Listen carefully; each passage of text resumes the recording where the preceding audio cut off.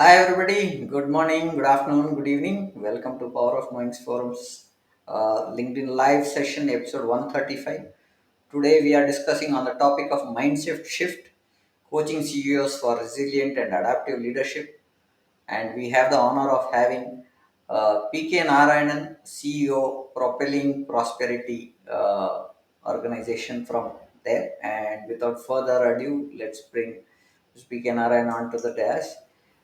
Hi, sir. Good evening. Welcome to Hi, our Prem. podcast, sir. How are you today, sir? Fantastic. How are you? Good, sir. Great. Sir, let's dive into our topic today on hmm how we can look at a mind shift that is we are talking about. Can you share some uh, pointers where a leadership journey significantly shifted your mindset and what triggered that change and how did we have an impact on the leadership styles? Yeah, glad to be here, Prem. And yeah, this is a pertinent question. In everyone's life, we have incidents, events, or experiences that probably could shift our mindset in a positive way, hopefully.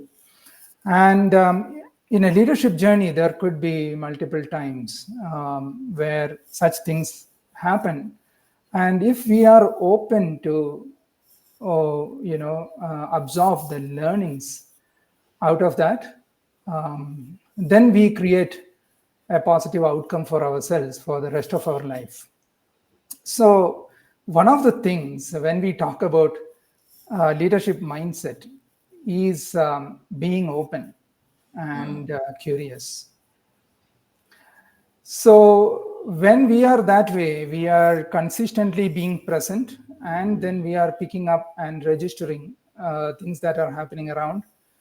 And probably some of them will change the way we think and it can shift us so that we don't, even if we want, go back to the earlier kind of thought processes. And this is what we really look for when we talk about leadership mindset change. And we don't need a change where we go back to the earlier ways, isn't it? Yeah. So this happens and this is possible. I mean, necessarily there need not be an event or an experience to teach us things. We can learn ourselves from others' experiences, from what is that we are observing around us. If you are a constant learner, if you are a lifelong learner, you can learn from around situations around us, our own experiences for sure, and events and other things that are happening in our life and work. You were asking an incident from my life where something shifted for me. I would probably take something that happened early enough in my career when I was a CFO in a Tata Group company way back in 95. Hmm. Yeah. So I'm taking that incident, probably I'm remembering that incident because that started some kind of journey for me in terms of assuming leadership roles and leadership mindset. So this was in Mumbai, and I was a newbie in the whole Tata system, all of 25, 26 years of age, and I I think I was around 2 months into the role in Mumbai after shifting to Mumbai, and I was trying many things in 2 months with my team, my people. Things were not probably working the Okay. way I would have wished. Then there was a get together for some get together in Mumbai, Bombay House. I was also invited. This is the first time I was going into the Bombay House, and there were people, a lot of people. So I was at awe with so many senior people around, and then somebody came maybe 10-15 minutes into the program. It was just a celebration, some announcement, some celebration. I don't remember what it was. And somebody came, an old guy, must be in 50s, and he just, I was just standing alone, probably, trying to make connections. And he just passed by and he asked me, "What's your name?" I said, "My name." And then he said, "Oh, you are the guy who has come from Munnar." I was in Tata Tea plantations until then. Okay. So you are the guy who has come from plantations. I said, "Yes." Okay. "How is the going?" I said, uh, I don't know for what reason. I was quite frank with him. I said, "Things are not as good or not going as much as I would have planned, probably wished." And he said, "No, what are you doing?" I mean, I was saying, I was trying to do many things. I'm treating everybody the same way, but results are not coming through.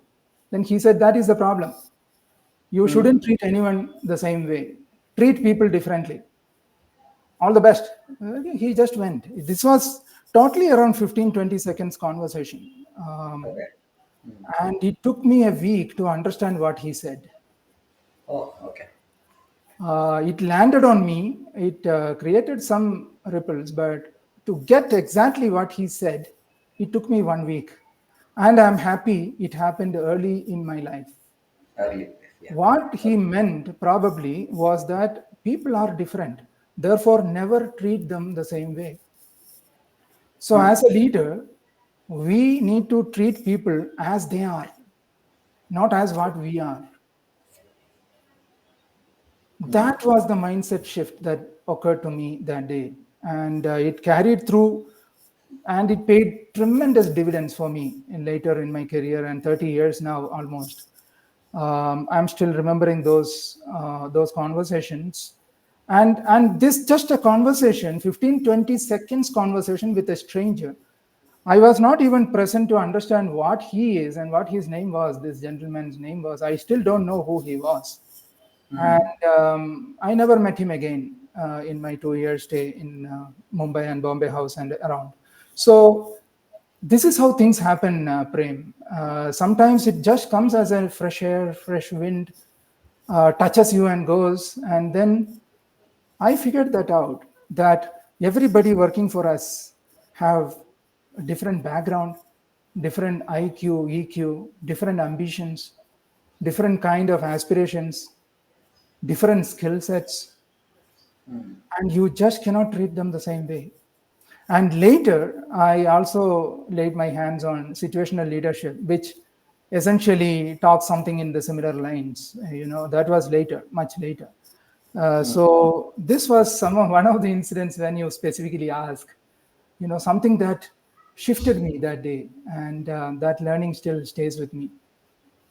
Sir, I think the point that you touched was also my experience in one of the sessions is I've shared this in another session. I used to be part of a large organization, technology group, where we had one cloud project and that was funded internally by the organization. And the person who had interviewed and brought me was heading that to that organization. So my PMO said is I started the project, I had all the resources and everything. And what I did not have was a fund detail coming into me so that I can look at the management of those funds. Mm. I didn't have the operational cost. So Mm. I sent a couple of mails. My project manager or the project owner did not respond. So I went to the PMO and said, "You assigned me this project. Now, if I have to put people, I have to know what is the cost that I will get burned based on these resources. So I am not getting that money, but people are there in the project and that baseline has been created." Then he asked, "प्रेम अगर मैं एक चीज बताऊं तो चलेगा क्या?" So I said Mm. he used to talk in Hindi and most of his conversations was more related to family and he say अगर आपका पापा पैसे नहीं दिए आप नाराज होगे क्या? नाराज होंगे सर। तो बाद में नाराज होके घर छोड़ के चले जाओगे? I said नो, घर तो छोड़ के नहीं जाऊंगा, क्या करूंगा घर जाके, कहाँ जाऊंगा? तो प्रोजेक्ट भी ऐसा ही है। तो जाके पूछा तेरे बाप से क्यों पैसा नहीं दे रहा है? I didn't get, as you rightly said, that was about small fraction of point, and he said, पूछा क्या? नहीं पूछा, अभी जाके पूछो. Hmm. This is a funding that has to come. If the organization is not giving, have you got to understand if it is a zero cost project and no fund is required because it's internal funding.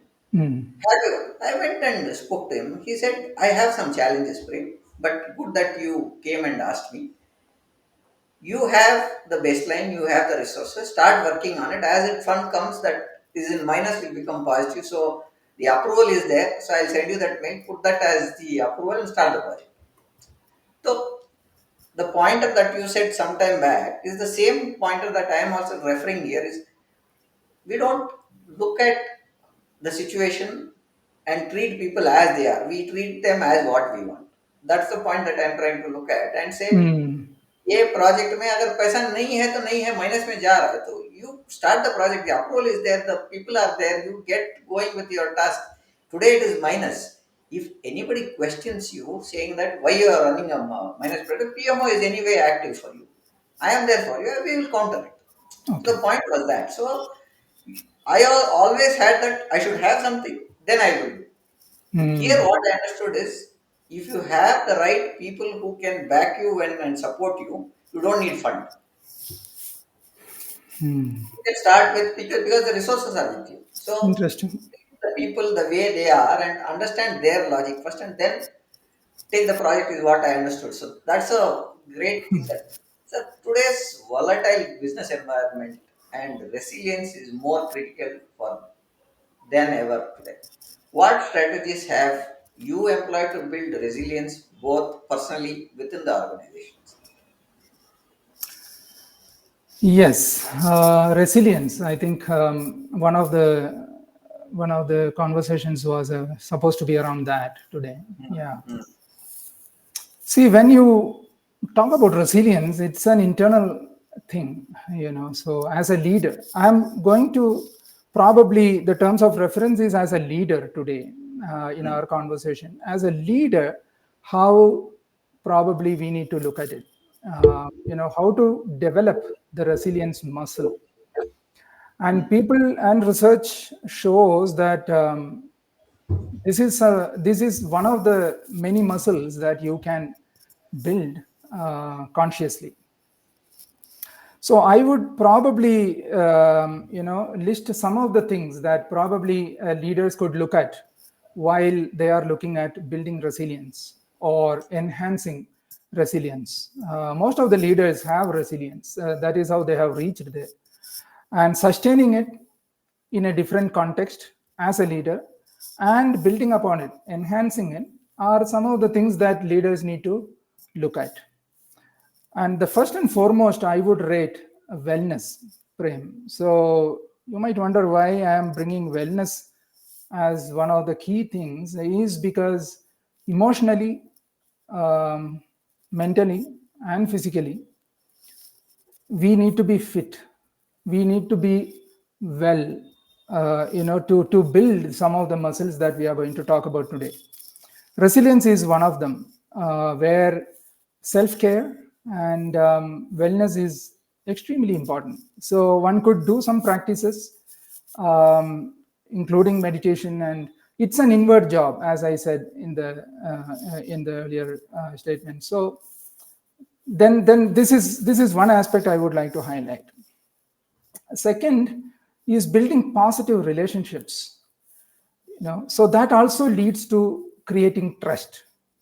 When we build positive relationships intentionally with internal organization, internally and externally, it is important that we build some positive relationships so that when resilience is required, we have an ecosystem also holding our back, or we have some positive relationships that we can access for many things that we need when we are caught in a trap, probably. Yeah, when we need to get up. Asking for help is another very important thing in building this resilience muscle. Ask for help. There are multiple stories and multiple stories, in the sense real life stories, I mean, where when you are asking for help, majority of the times or almost all the times, you get the help.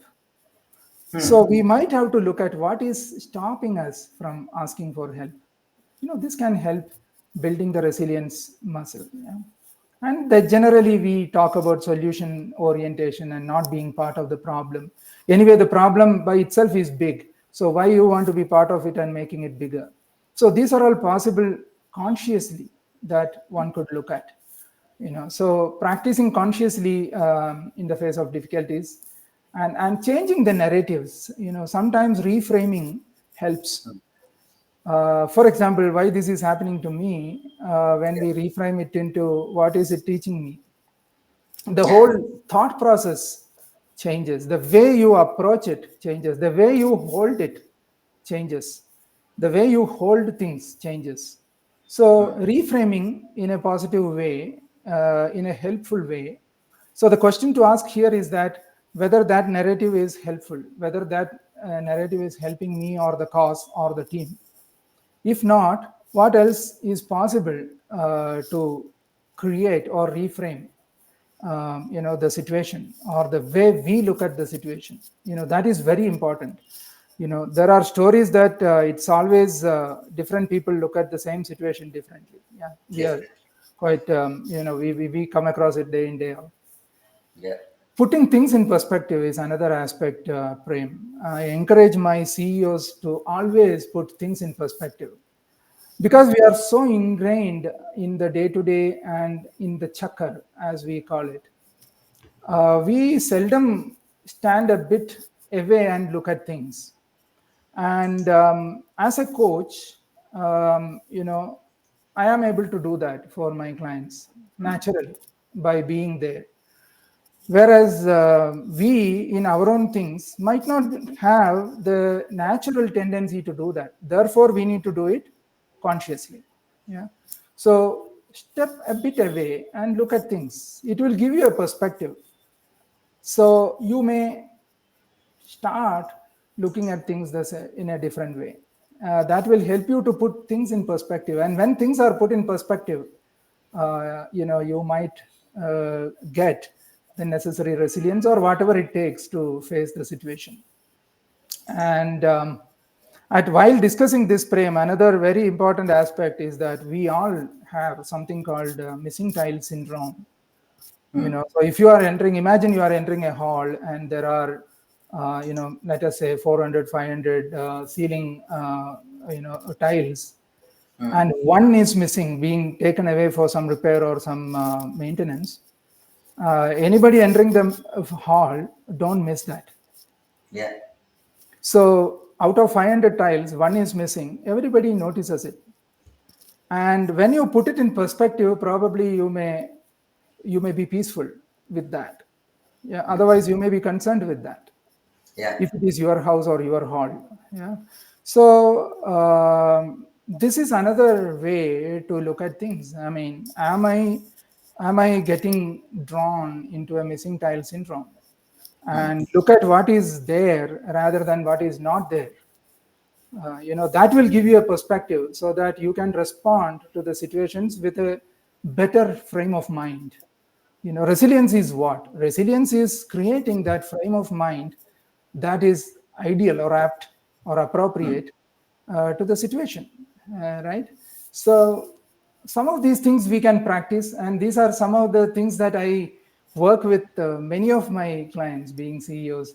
Resilience is something that everyone wants to build because, as you rightly said, the volatile business environment throws different challenges day in, day out. Internally, externally, everything is dynamic. So it's extremely important that leaders develop resilience over a period of time and build resilience into their teams also. Yeah. Yeah. So looking at that, I have another question. See, we are talking about CEOs who are on top always, and they are alone on the top always, right? So, and how do you see how do you see CEOs embrace and lead change, especially when they are faced with uncertainty or resistance within their teams. It so happens that whatever decisions that sometimes they take, the down team will always say that's not right. And maybe that perspective is not understood or the way, because as we initially told starting only, they are alone and they have certain things, and mentors like you can guide them. So how do we look at this pointers? Yes, very important thing that you raised, Prem. I appreciate that. The leaders are lonely. They feel lonely when it comes to things that really matter to the business. Some of the very ambitious goals that they have for the business, where normal people will laugh at it, kind of fear. Hmm. They can't obviously discuss that with their peers or even competition. Hmm. Very rarely they get to have a sounding board that is unvested, unbiased, who will respect them, who will respect their thoughts.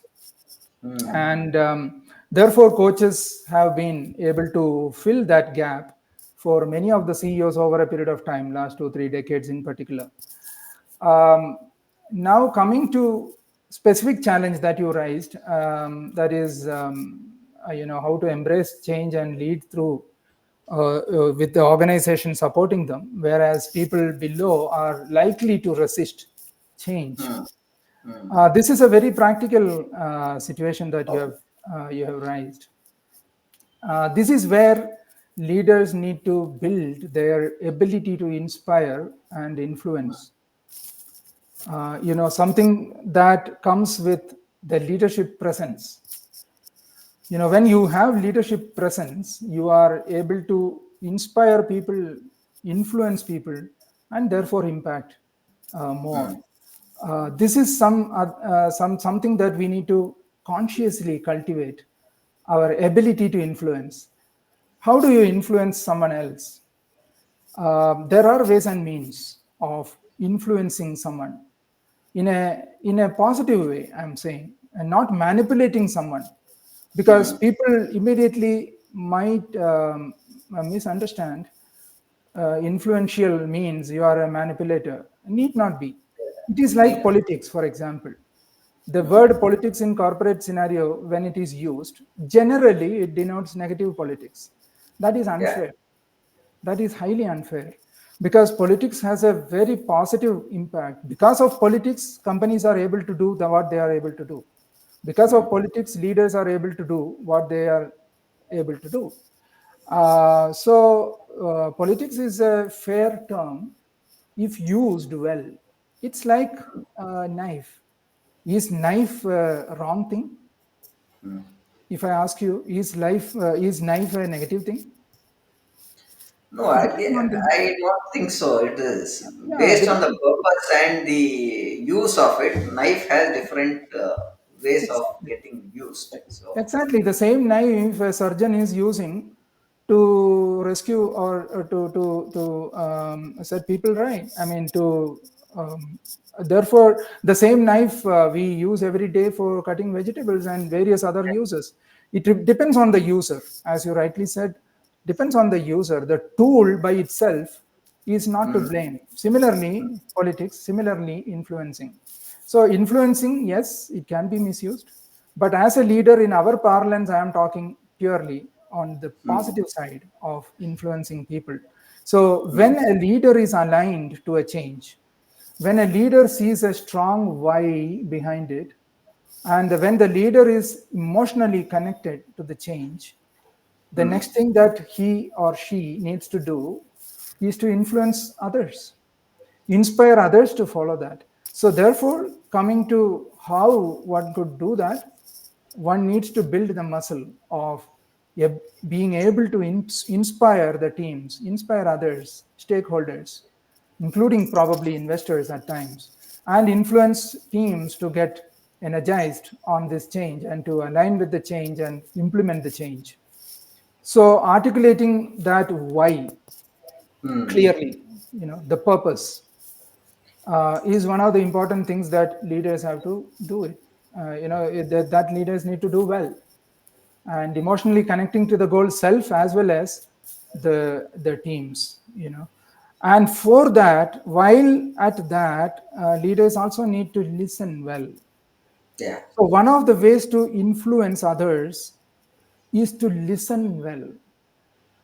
Our listening today probably is at multiple levels, Yeah. and mostly, unfortunately, listening is to decide how to respond most of the times, or how to react. Instead, listening has multiple levels, as I said. Listening to what they are saying, and also what they are not saying, or stops just Hmm. short of saying. Listening to what they are trying to say, and listening with the purpose of understanding the other side. These are some of the very low hanging apples that leaders can pluck to be influential. To be influential, we also need to be influential. Somebody can influence us as well, because we are also open and curious. So when you are open and curious, you are able to influence others. This is a bit of counterintuitive in that sense, but this is what works. So I work with a lot of leaders on building ability to influence, ability to inspire.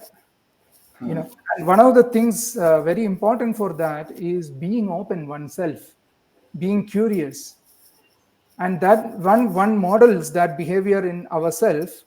We are likely to get our team also to be open for Yeah. change, and be in a listening mode when you are talking to them, or you are inspiring them to embrace the change that you have already embraced. So these are some of the things that we could employ like a workbook, where we can be an effective leader, we can be we can enhance our leadership presence.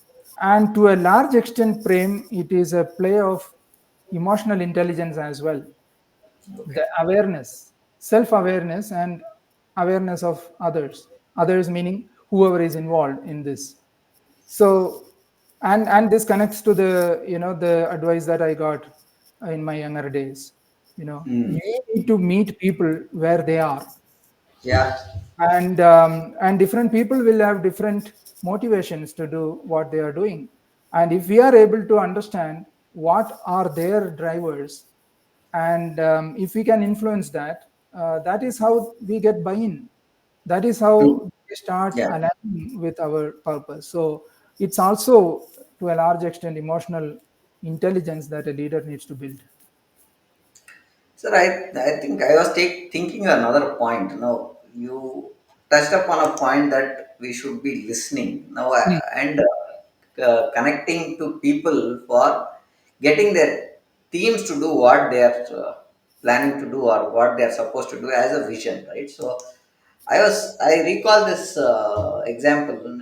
Imagine that movie of Avatar when they started to do it, right? So, that guy who wrote the script should have immense power or to convincing pointer that he had convinced so many people that this will work, and that investment of a movie was not a small budget. It is a very Mhm. huge budget for what he, and getting that kind of this one is a huge task for these kind of people.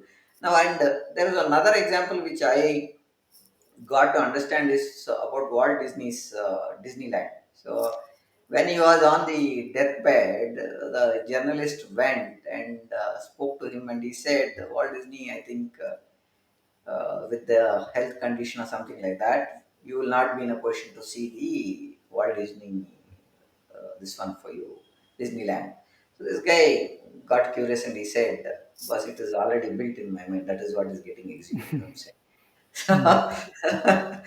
So I have seen it. That's why I'm executing it outside. So I think that's the vision, and that's where I think they adopt to changes and uncertainty and looking at their teams to look at is what my take is. Now, coming to that point, Mhm. how can leaders maintain a strong vision for their organizations while staying flexible enough to adapt to unforeseen challenges and Can we share a kind of an example? We just put a pointer there. Is there anything that you can add up or summarize on that point of vision and flexibility, sir? Yeah, that's beautiful. I think the vision, as a leader, they see things that others don't see. A leader becomes an effective leader when he or she is able to see things that either others are missing or others are not able to see. Yeah.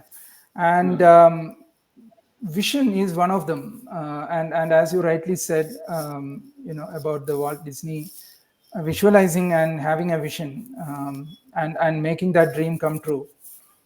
See, there are many examples. One of them is, what I am reminded of is Jeff Bezos when he said, to the specific reference to your question, that how to keep a strong vision, at the time be flexible to adapt. The one of the things that Jeff Bezos said early on for Amazon was, be stubborn with your vision and be flexible on execution. So this is an amazing way to approach it. Where you need to get to is a kind of rigid, fixed, and the methods or the path that you need to adopt is flexible. Prem, are you there? Yes, sir. I'm there. I'm there. Okay, fine. So being stubborn on vision and be flexible on execution is exactly what you are probably trying to ask. Yeah. So how do a leader handle that? Because the challenges can be unforeseen, of course, most of the times, and sometimes it could be bigger than what you expect and things like that. So how do you organize yourself around it, still not missing the vision, or missing the eyes on vision? See, emotions is one of the great enablers for this. For every leader, the vision, when they set vision as a place to go or vision to realize, there is a very strong emotional connect to that. The leaders have the emotional connect to the vision that they are dreaming about, and this is very important, because any rational or logic has limits, and logic and rationality, this is another aspect that most of us probably need to understand, that logic and rationality has limits. Logic and rationality always prompts you or guides you to operate within the comfort zone. Only emotional urge helps you go beyond the comfort zone, because you want to break your boundaries. You want to break the comfort zone and go to something that is not experienced yet, or something that is not yet familiar to you. Only emotions help you go there, because rational and the logic thinking will always tell you why you want to take that that worry. I mean, you are okay, you are fine. Why do you want to go beyond? So the emotional connect is very important part of any vision. So the leaders don't leave any stone unturned to reach their vision. So the vision, in a way, if a leader is, what I'm trying to say is that if a vision, the leader connects emotionally well, the emotion remains, the vision remains strong. And if we are able to connect our team also to the vision, to the why, to the purpose, if we are able to connect the team also, the vision becomes stronger, because Strong. Yeah. now there are more people dreaming that vision, and the vision is likely to be stronger than ever before. Yeah. Then on the way, the path can be flexible. If you are determined, you want to go to Chennai from Bengaluru, there are multiple ways to go there. Ultimately, the dream is to reach Chennai. Ultimately, the purpose is to reach Chennai. So whichever way that is least resistive or most convenient, or depending on the time that you leave and the time that you want to travel and who are all in the vehicle and various other aspects, and what are the eateries on the way, and all this will help you determine the path that you need to take. So a leader will listen to all those requirements and take calls that are most appropriate to satisfy all the stakeholders and the safety of the travel and various other aspects, and then take the team to the vision that you are dreaming about. So this is possible. And one very important thing that is there already in your question is that the path needs to be one needs to be open, one needs to be flexible enough to choose the path. And that is what the adaptability is all about, because the environment may change, the things may change, the economics may change, the viability may change on the way. So one needs to be open, curious, adaptive to choose the right path so that you successfully reach there. And this happens a lot, Prem, actually, because the strategy at the business level might set the vision, or in line with the vision you might prepare some strategies, and you may even create some execution strategies based on that. As you go, the things may require you to change the execution strategy. It might require you to adopt a different path, and you need to moderate, you need to replace them quickly. As a leader, you need to be flexible, and you need to fail fast and see what works. And as a team, you need to build that muscle, being open to failures, being open to change the course, keeping in mind the larger vision, and the need to reach the vision. So this is very much possible, and most of the businesses would have stories which is aligned with this question. And it is beyond doubt that one needs to be flexible with the path, and steadfast or stubborn with the vision, as Jeff Bezos said. See, for example, one of the things that you asked is, in the experience. There are many, but something that we can all relate with is what happened to the affordable housing as a result of pandemic. Yeah, Prior to pandemic, in affordable housing in real estate industry was something that many people were looking at, especially in yeah, cities like yeah, Bengaluru, Chennai. And so affordable housing, one way to make the real estate affordable was to optimize the size of the apartment. oh, There were two-bedroom apartments in Bengaluru, for example. During that time, it was a craze, 550, 650 square feet, and it was quite functional at that. yeah, yeah, But come pandemic, children started attending school from the house. Work from home became a norm for both the parents. Then this 550, 650 was not flying anymore. yeah, So after pandemic, all these had to be redesigned to meet of course, the economic and other developmental goals. Now today, if you look at the real estate market, there are not much affordable housing as a product, and most of the builders have moved to thousand above 1,000 square feet kind yeah, of. right. Yeah, this is a good example of where you had to be flexible, because the product market fit is something that changed at the bottom with the pandemic kind of incidents. And today again, the work from home and things continue. Therefore, it was a shift in the market at a very bottom level. Therefore, somebody who is sticking to their product as an affordable housing would fall flat on their face. So this is something that we need to be careful in the business, that keep the vision strong and be flexible with the path. And that is all about adaptability. Sir, very good pointers there, sir. But what I think is, see, when you said the pointer, how if you have to go to Chennai from Bangalore or here, there was another pointer that I wanted to look at is, I read this somewhere where they said is, start the journey, and once you start, if you are going in the dark, your visibility is only 200 meters. Go forward, another 200 meters will get clear. So the path is more important, the destination is decided. So you'll have to take that leap in faith and keep moving. So the whatever is there on the path, like what you said, you may find places where you have full light, where you have food and other stuff. But if there is no light, whatever light that you have is your car or a bike light that gives you the path to go ahead. And that's what I wanted to add with what you had told just on the vision and the flexibility. The vision is to go and reach the destination or reach the project goal or make a success of that project.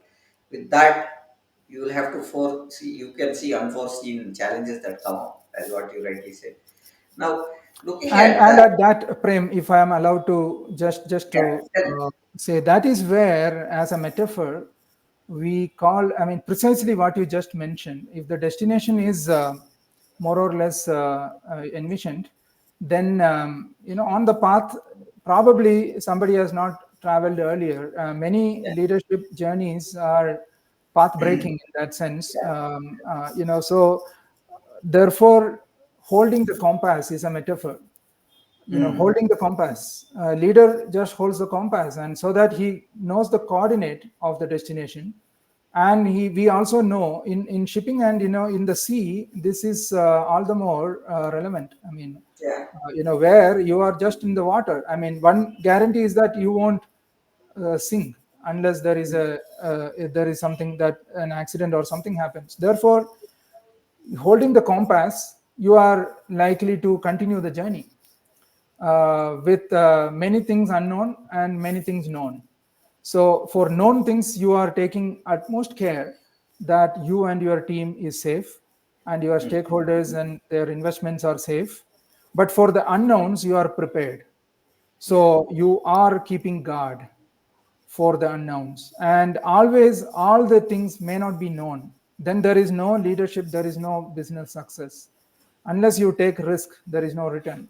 mm, Therefore, a leader balances these things like a poetry, and so that the people traveling alongside feel safe, yeah, because resilience also needs to have a side on psychological safety, true, because the teams needs to feel safe to travel with you.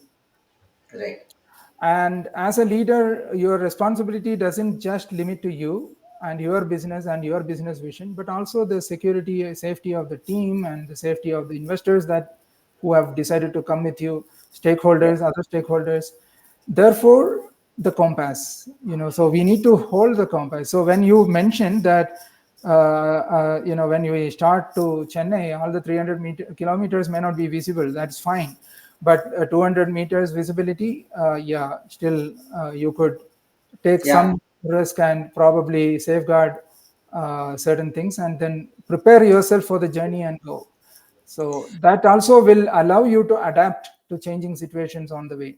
That is also a leadership trait. Yeah, very well said. thanks, sir.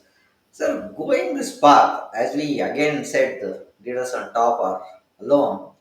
We'll come back to another pointer where some common pitfalls are where CEOs fall into trying to adopt to a more resilient and adaptive leadership approach. How can we avoid this kind of things? See, yes, common pitfalls. You probably are mentioning it as common pitfalls because you are seeing it, more than what probably it should be. That also shows, Prem, in today's environment. It also shows, in some cases, if not in more cases, lack of preparedness, because today you can avoid a lot of pitfalls that was a normal or natural phenomenon few years ago. Today the reach of information, the data, the AI tools, the people, the experts, the advisors, the coaches, we as a leader today, he or she is much more supported than few years ago. At the same time, I need to say, as leaders, they are facing also much more complex situations than the CEOs of yesteryears. So both are true. So just to come to the specific question. Most of the times, the ease of comfort zones, ease of being in a comfort zone, our own inability to go beyond, this can be a pitfall, Okay. because the comfort zone gives you a pseudo sense of safety, or a misplaced sense of safety. Actually, standing, static is not at all sensible, because you will be either knocked by somebody, or you become stale. Yeah. But still, that sense of safety, that, or the misplaced sense of safety that comfort zone offers you, one needs to overcome that, one needs to definitely transcend that. This, some CEOs feel as a challenge. And many of us are over rating the logic and rationality. Our systems, right from education, is always rewarding logic and rationality and memory more than the emotional strength. This can come on the way for the CEO. I'm saying this because always we overrate the importance of logic and rationality. I'm not saying it is not important, but we overrate it at the cost of emotional strength. So to travel far, or to travel to uncharted territories, and to hold the fort, to being resilient, to be adaptive, things that help you are all emotional things. The emotional intelligence part, that is That what is comes. going to help you in the journey, whether to inspire yourself, or to inspire someone else, or to influence someone else, or to keep hold the ball, or to keep the fort in times of adversity. It's all Yeah. emotional strength that is going to help you. So building emotional strength is one way to avoid the pitfall, and that doesn't happen by accident. That has to happen by design, By and one design. needs to consciously build them. Yeah, leveraging power of emotions is what I would call a very, very important leadership trait. you know and another pitfall, common pitfall, could be due to not taking the team alongside on the why, on the purpose of the whole business. So if we spend some time, spend some effort in making our team understand why we are doing what we are doing, the higher chances that they are with us and we travel that successfully. So this is another aspect to become more resilient. So we won't give up that easily once we know the purpose. One more thing that we can equip ourselves with is the growth mindset. Most of the time, what normally we think unconsciously is the fixed mindset, or the scarcity mindset, or things are not that many, feeling constraints, feeling insecurity, somebody else will come and knock us down, competition is doing that, this, all those things. But in a growth mindset, if we nurture that within us and then on the team, then slowly the abundance mindset sets in, and it displaces the fear mindset. We cannot fight actually the fear based or fear mindset. We need to replace it with a growth mindset. There is no point fighting these thoughts, because we can't fight our thoughts. That is what research says, and that's what our ancient wisdom also says. Just replace the thoughts with ones that are more helpful. Reframe. Yeah, we discussed that earlier as well. Yeah. And Prem, another one very, very underrated quality for leaders is the intellectual humility. As you become a leader, the more humble that one becomes, and Yeah. need to become, rather, and intellectually as well, asking for helps, etc. Generally, what prevents you from asking for help? What prevents you from asking for clarifications? In most of the cases, that we need to develop our Yeah. intellect humility. This is one pitfall that we can avoid when we develop consciously, intentionally, our intellectual humility. and being open, being curious, embracing a growth mindset, a learning mindset. All of this will help us to be resilient. And it's very important that we are resilient first so that we can expect our team to be resilient. And we are adaptive so that our team we can expect to be adaptive. Yeah, sir, you touched upon most of the points that I had in mind quickly on emotional intelligence and what we have to learn from the failures. Those pointers you have touched, some insights you have touched again on the challenges, current challenges that we are having at the moment. Now, coming to understand what steps can leaders take to or take to foster a culture of adaptability within the organization. Have you seen this kind of a cultural impact on organization success? Beautiful. The way you put it, culture of adaptability. It is a culture. It is a culture. It's unwritten. It is in practice. So when Hmm. we say something is a culture, it is not written or it's not visible apparently that way, but one can feel it, Hmm. right? One can experience it because people practice it. So it's a very nicely put by you, quite nicely put by you, that culture of adaptability, how one can build a culture of adaptability. Um, First and foremost, I would rate lead by example, Prem. Leaders need to model the behavior that they want to see, Hmm. and people leaders need to model that. They need to Hmm. lead by example. They need to be adaptive. They need to be open, curious, not discounting any possibility outright.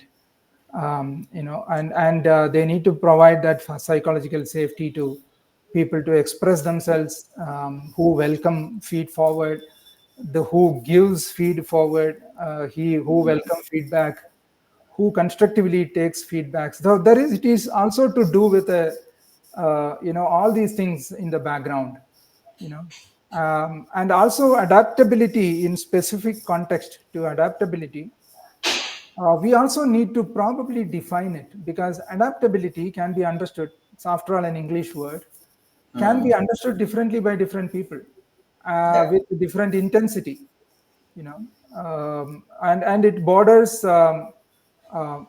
very very thin with chaos at the other end.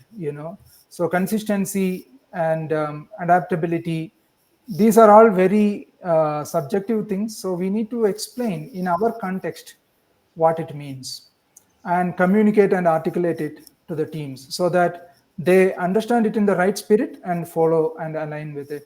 So that is another aspect about becoming creating an adaptability as a culture and becoming an adaptable organization. So once we have found this is value that we need to follow, we need to promote it actively, right from the hiring stage. So when you let people in, you have a conversation around that, how adaptable they are or how rigid at the other end, of the Okay. spectrum.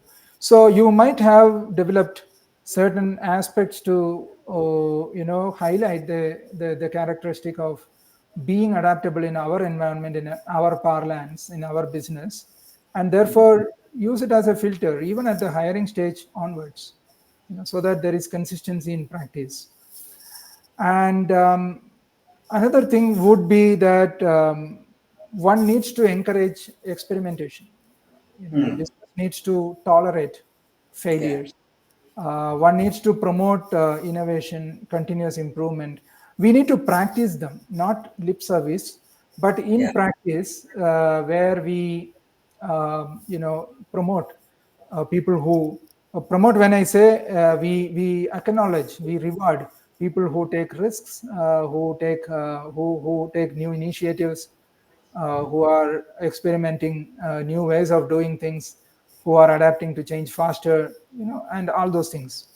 So also it requires collaboration in that sense. Adaptable organizations will be very collaborative, internally and externally, because collaboration gives you the strength and the front foot forward kind of, the rare wind.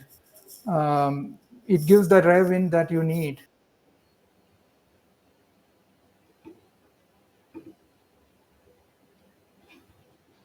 Think that as and businesses which are embracing adaptability as a culture, as a value, they are really collaborative. They are very high on collaboration. So these are some of the things that leaders need to actively promote, encourage in their ecosystem. Sir, the pointers that you have given are very, very valid, sir. And the point that I would like to understand from you are the next points that what would be the future of leadership look like? And on a personal learning and a growth side, Hmm. what leaders should learn to grow?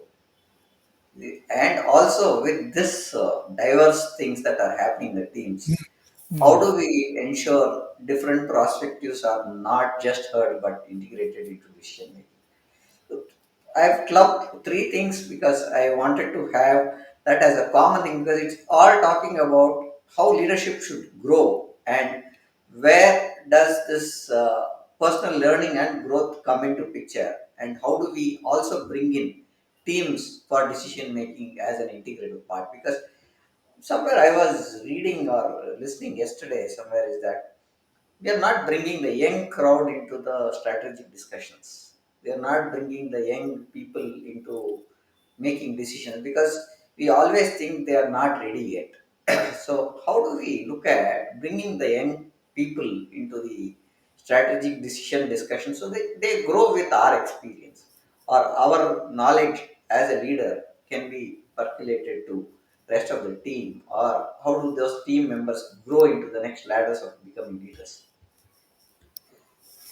Sure. Okay. So many questions in one context, Yeah. but I could probably answer them.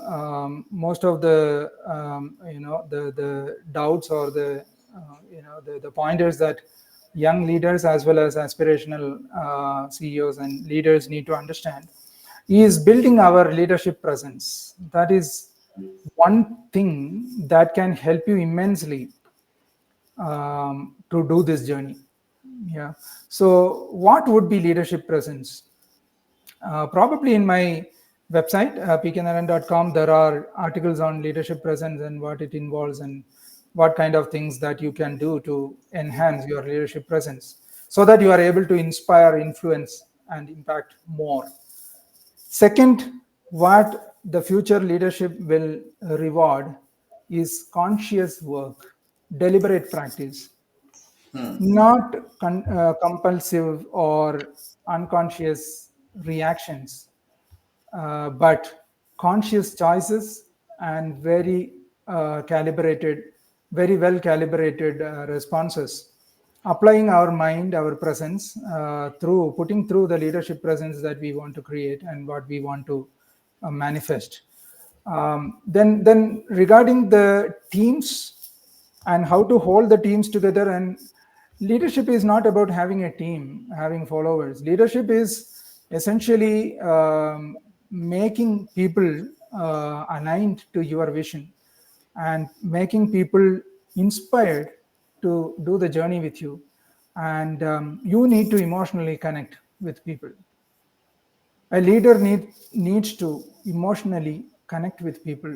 He or she needs to enhance their emotional intelligence, therefore, which unfortunately is not attached much importance in the education or even in management education much.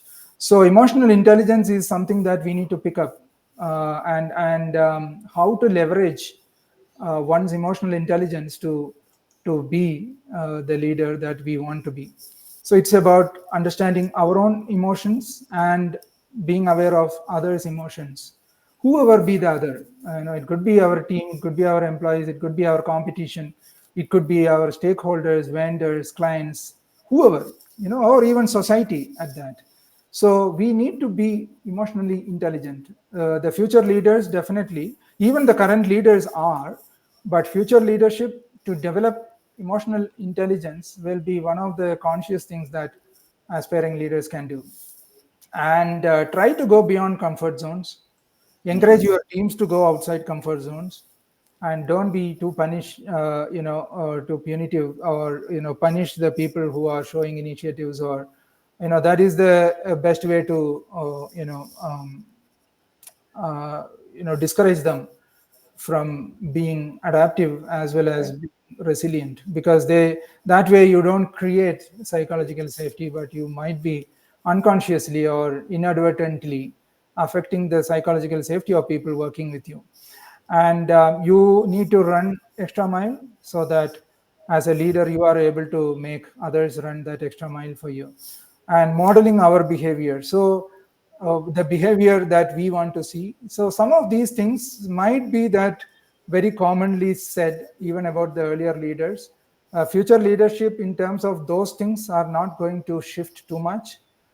It's going to be around that, but the way in which you do, the how, may be very different, but what is not likely to be very different from what it was.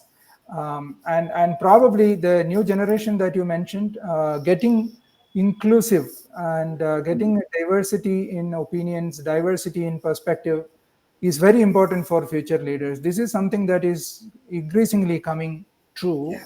for the current generation, especially, who are looking to have a voice. So, as Mm. future leaders, we might accommodate the voices coming from multiple diverse, groups within the organization, and we need to encourage diversity in views, so that we get diverse views, diverse perspectives, and so that we can take the call that is most appropriate. Sir, on the final pointer that I want to conclude before now, as to the audience, before I take the final point, you can reach P K Narayanan sir on LinkedIn, and I put the link down, which is scrolling there. To learn more about, visit his website, and you can connect him on LinkedIn as this one is there. I'll drop that message on the comment section so that you can meet or connect with PK Narayan sir. So coming to that point of today, what is happening is leaders know very little, and they are needing some kind of mentoring for the next generation leaders. You are in that business of mentoring people and leaders, CEO side, where what is your advice to the young professionals aspiring to reach executive roles, and how can they start developing resilient and adaptive mindset early in their careers? Because we spoke about the previous point that we want to bring people into the boardrooms, young people, young talent. They're more dynamic in their way they think. So what is your call on, or take on it, sir? How do we look at mentoring the next generation of leaders? Sure. So there are a few things that the young generation or the next generation of leaders could focus on. Um, One is to polish, refine our leadership skills. There are multiple, possibilities for that today. There are multi-channels and multiple ways in which one could brush up, refresh, polish, refine one's own leadership skills, which are quite celebrated leadership skills. One needs to be competent in that sense.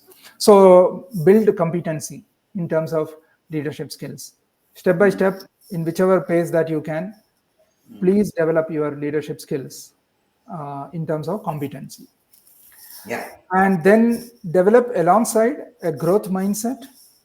Read about it, practice it day-to-day environments, and also have a lifelong learning kind of mindset. Leaders are lifelong learners, Learners. because they keep learning and they are open to learning, and learning mindset and growth mindset, I would combine that as the second. So the first Hmm. one, develop competency as a leader, invest your time, invest in yourself, Hmm. get better at, as a leader, what you are in terms of Hmm. leadership skills. Yeah. Second is to develop a growth mindset together with a learning mindset from every environment that you are in. Third, ask for help. Yeah. Practice that from younger days, because once you have become a leader, it might be difficult to get that going for you as easy as otherwise. From the younger days, let us encourage our younger generations, even as leaders and coaches. Let us encourage our people to ask for help. It is a bit Yeah. counterintuitive in our Indian culture, but ask for help nevertheless. You are likely to get it, and you need it. Every Yeah. leader needs help. Yes. Yes. Fourth, develop your EI, emotional intelligence. Build the muscles consciously, whether it is resilience, whether it is grit, whether it is adaptability, all those emotional intelligence. Listening. I would place that also there a bit, because you need to be emotionally strong to listen. You need to be courageous to listen. Therefore it is having a connotation of emotional intelligence as well.